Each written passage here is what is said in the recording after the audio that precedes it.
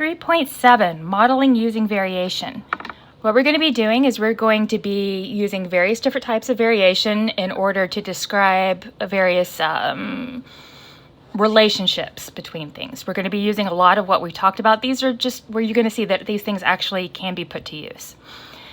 We have several different types of variation. They are very similar, and actually these problems are pretty easy, even though they are technically word problems. They all work pretty much the same way. So first, let's get through all the definitions, and then we'll talk about how to apply these. First off, direct variation. This is our most basic kind. If a situation is described by an equation of the form y equals kx, where k is a non-zero constant, we say that y varies directly as x, or y is directly proportional to x. The number k is called the constant of variation or the constant of proportionality. Every single type of variation problem we work of every single different type, we are going to have a k value in it. So in general, we want to translate the word varies as equals k. Now, the rest of what happens in the phrasing depends on other things, but if we see the word varies, it's going to be equals k. Now, look at this here. Compare what we have stated right here to here. Y would come first, varies equals k. Directly tells me that whatever comes next goes directly beside the k. So, directly as x.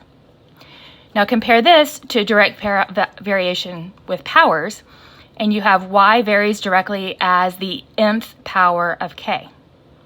Well, y varies equals k, and then whatever comes next, you put directly beside the k. The nth power of x, which would be k to the nth power. Okay. Then we have inverse variation. If a situation is described by an equation of the form y equals k over x, k is still the non-zero constant, we say that y varies inversely as x, or y is inversely proportional to x. So you write down the first thing, y, the word varies equals k. Inversely tells me that whatever comes next is going underneath the k. Okay?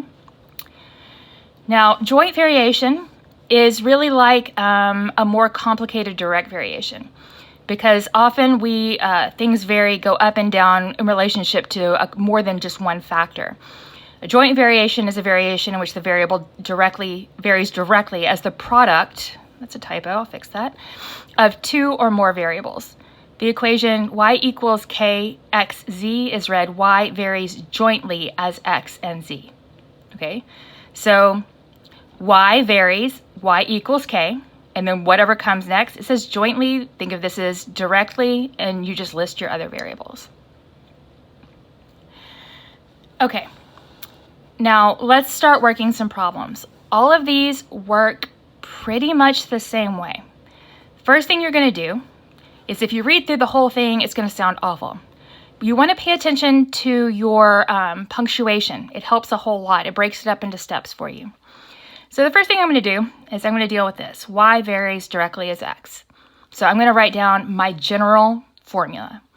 Y varies tells me equals k. Directly tells me that whatever comes next is going directly beside the k. So I start off with y equals kx. That's my first step.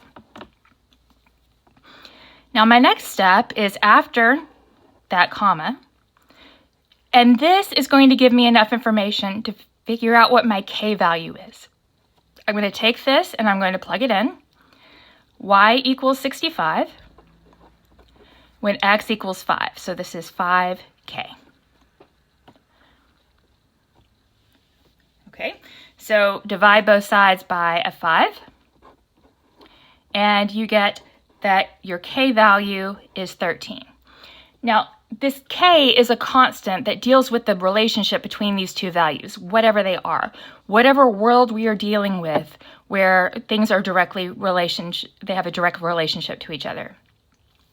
So from this step, you're going to be able to find k,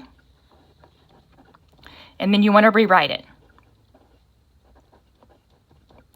we're going to rewrite the improved formula. So now that I know what my k is, and my k is the same for this whole world that this problem represents, my new and improved formula is y equals 13x. Okay. And then my last step is right here.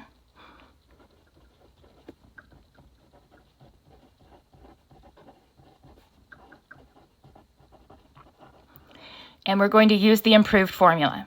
So now we're going to find y when our x value is 12. So that's y is equal to 13 times 12. And that is, y is 156. And this is the answer that they are looking for. Okay? Now we're going to talk a little bit about reasonability. If you have a direct variation, if one part of it goes up, then the other part goes up. Maybe not by the same amount. That's where this k value comes in. It takes care of how closely things are related to each other. But if one goes up, the other goes up. If one goes down, the other goes down. Okay? So let's look right here. So the parts I've used both. My x value here went up from here. My 5 was smaller than the 12. So I would expect that this y value would also be larger than this y value, and it is.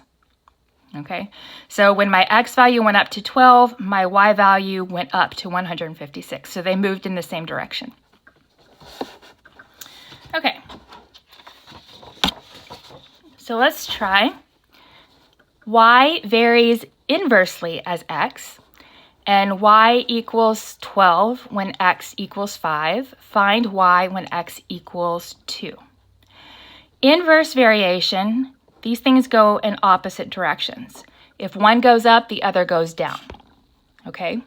So even before I work this problem, I see that from here to here, my x value went down. So since this went down, I would expect this y value to be larger than this one because they go in opposite directions. So let's just keep that in mind as we go along. Let's start off by writing our basic equation. Y varies, so equals k. Inversely tells me that what comes next goes underneath the k. So I have y equals k over x. Okay. Now let's use this information. Y equals 12 when x equals 5. So here, if I multiply both sides of this by a 5 to get rid of the fraction on the right-hand side, I get 60 is equal to k. So my new and improved formula is y is equal to 60 over x. Now, let's find y when x equals 2. Well, y is equal to 60 over 2, which is 30. Now, I expected this y value to be larger than 12, and it is, so this makes some sense. Okay. Y varies jointly as x and z, and y equals 25 when x equals 2 and z equals 5. Find y when x equals 8 and z equals 12. This sounds worse, but only because we have more variables that they have to give us more information about. It's really not any more difficult. It's just a little bit bigger, okay? Y varies, so y equals k. Jointly, so whatever comes next, it gets listed directly beside it, so x and z. Now use between this phrase right here, y equals 25, when x is 2 and z is 5. So what do I have here? 25 is equal to 10k. Divide both sides by a 10. And you get k is equal to, that reduces to 5 halves. So my new and improved formula is y is equal to 5 halves x z. Okay? Now let's find y when x equals 8 and z equals 12.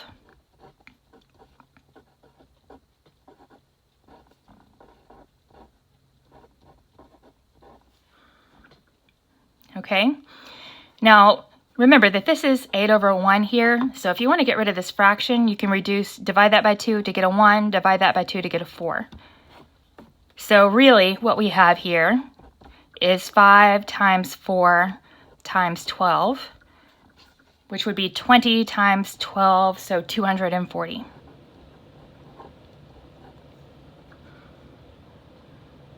Okay, so this would be the answer that they're looking for.